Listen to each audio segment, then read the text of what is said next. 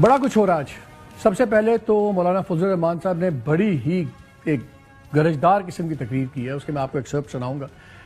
انہوں نے جو باتیں کی ہیں ان میں نئی بات تو ایسا کوئی نہیں ہے، لیکن آج جس جامع انداز میں انہوں نے بات کی اس سے ایک بڑا پریشان کن سینیریو بنتا ہے سامنے. اور اگر دیکھا جائے، اگر اس کو سیاسی ڈویژن سے ہٹ کے دیکھا جائے تو وہ کافی حقیقت کے قریب بھی ہے. اس وقت پاکستان کی سچویشن کیا ہے؟ ایک مکس بیگ ہے. معیشت پہ اگر آپ بات کر رہے ہیں تو جو میگا انڈیکیٹرز ہیں جن کو آپ کہتے ہیں کہ جی جو اندازے وغیرہ، تو اسٹیبلائزیشن کی حد تک تو وہ بڑے پازیٹیو انڈیکیٹرز ہیں. لیکن کیا عام آدمی کا ٹرکل ڈاؤن افیکٹ ہوا ہے؟ نہیں. کیا عام آدمی کے لیے حالات بدلے ہیں؟ نہیں. کیا ڈیولپمنٹ یا گروتھ اس کی کیا سچویشن ہے؟ اس پہ بھی بہت زیادہ سوالیہ نشان ہے. لیکن ہم دیکھیں تو پچھلے 48 گھنٹے میں ہو کیا رہا ہے اس ملک میں. بحث چل رہی ہے کہ شیر افضل مروت کو کیوں نکالا، وہ اپنے جھگڑے کر ررہے ہیں. پھر بحث چل رہی ہے کہ جی فواد چودھری صاحب نے تھپڑ کیوں مار دیا شعیب شاہین صاحب کو، اور اس کے بعد انہوں نے کوئی لائک اسٹن گن کی طرح انہوں نے پتہ نہیں کتنے ٹویٹس داغ دیے ہیں. اس میں انہوں نے سیکرٹری جنرل جو ہیں سلمان اکرم راجہ ان کو منی لانڈرنگ تک کا ان پہ الزام لگا دیا، باقی لوگوں پہ الزامات لگا دیے کہ جی پیسے کما رہے ہیں عمران خان کے نام پہ اور چندے کھائے جا رہے ہیں اینڈ گاڈ نوز واٹ.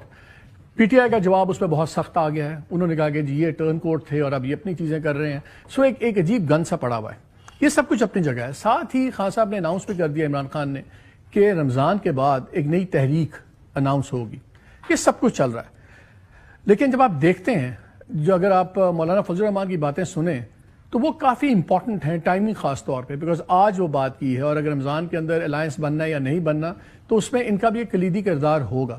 لیکن اگر آپ جس دیکھیں تو لگتا یہ ہے کہ جو مولانا صاحب نے آج یہ ایمفسائز کیا وہ یہ کہہ رہے ہیں کہ جتنے فیصلے ہیں وہ گورنمنٹ نہیں کر رہی، وہ اسٹیبلشمنٹ کر رہی ہے اور ہمیں بات کرنے کا موقع نہیں مل رہا. اور یہ کامن ایک تاثر ہے کہ اس قسم کا تاثر. لیکن پہلے گیسٹ کا آپ سے تعارف کروا دوں، پھر میں چاہتا ہوں وہ مولانا صاحب کی بات سن کے پھر اس پہ بات شروع کریں گے.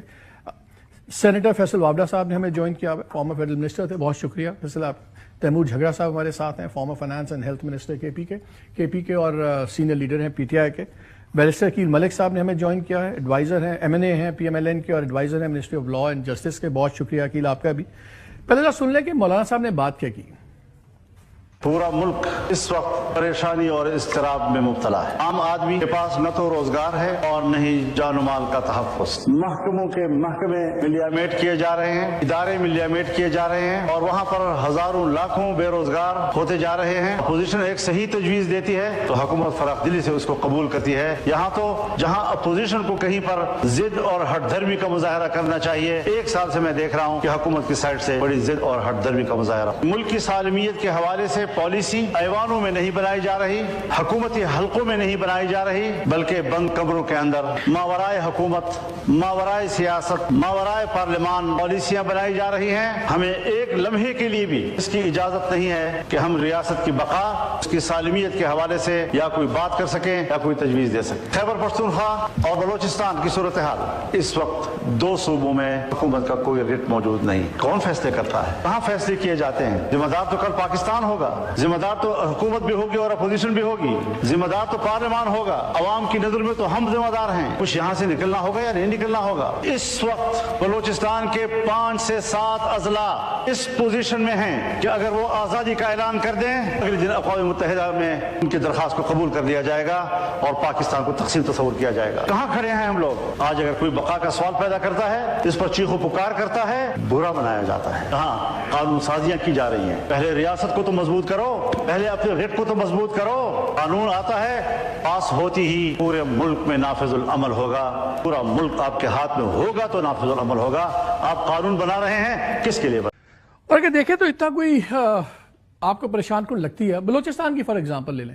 بلوچستان میں حالات واقعی خراب ہیں. وہاں پہ سیپریٹسٹ بھی ایکٹیو ہوئے ہیں، وہاں پہ اسمگلرز بھی ایکٹیو ہوئے ہیں. لیکن وہاں پہ ہو کیا رہا ہے؟ علی حسن بروئی صاحب ہیں جو وزیر بھی ہیں اس کیبنٹ میں، ان کو اشارہ ہوا ہوا ہے کراچی سے. ان کے قریبی لوگ دعویٰ کرتے ہیں کہ جی ان کو زرداری صاحب کی بڑی حمایت حاصل ہے. وہ چیف منسٹر بننے کے چکر میں، ان کی بیگم بھی سینیٹر ہیں، ان کی بہن بھی اب سینیٹر بن گئی ہیں. پتہ نہیں کس لیول پہ یہ سینیٹرز بن جاتے ہیں، وٹ ایور. لیکن وہاں پہ یہ ایک جنگ چل رہی ہے.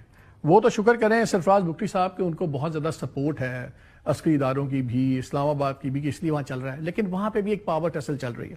سندھ کا حال آپ دیکھ لیں تو وہاں پہ آج ہی مخدوم جمیل الزمان صاحب بڑے ڈائی ہارڈ پیپلز پارٹی کے ایم این اے بھی ہیں، پورا خاندان ان کا پیپلز پارٹی کا ہے. وہ آج پبلک کی اپیل کر رہے تھے آرمی چیف سے کہ یہاں آ کے ڈکیت ہمارے ڈکیت ختم کریں بیکاز حال نہیں ہے. اور یہ حال ہے برا. پنجاب میں انٹر ہو جائیں تو وہاں کچے کے ڈاکو کسی کے قابو میں نہیں ہے. جب 11 پولیس والے مارے گئے تو بڑا ایک ڈرامہ ہم نے دیکھا, جوائنٹ آپریشن ہو رہا ہے, بختر بند گاڑیاں آ رہی ہیں. آج بھی وہ نو گو ایریا بنا ہوا ہے. کرم میں آج پھر ایک قافلہ واپس مڑ گیا, فائرنگ ہوئی, ایک ڈرائیور زخمی ہوا, 65-70 ٹرکس کا تھا قافلہ, وہ واپس مڑ گیا. کرم میں اب کئی ماہ گزر گئے ہیں, وہ بھی ایک نو گو ایریا بنا ہوا ہے. آزاد کشمیر میں آپ نے دیکھا وہاں ایک پبلک سٹیزن کمیٹی بنی ہوئی ہے. وہ جو چیز چاہتے ہیں وہ سڑک بند کرتے ہیں, اسلام آباد لمبا پڑ جاتا ہے اور وہ اپنے مطالبات منوا لیتے ہیں. جی بی کے اندر بھی حالات کچھ بگڑے ہوئے ہیں. یہ سب کچھ ہو رہا ہے اور ہم کن چیزوں میں پھنسے ہوئے ہیں.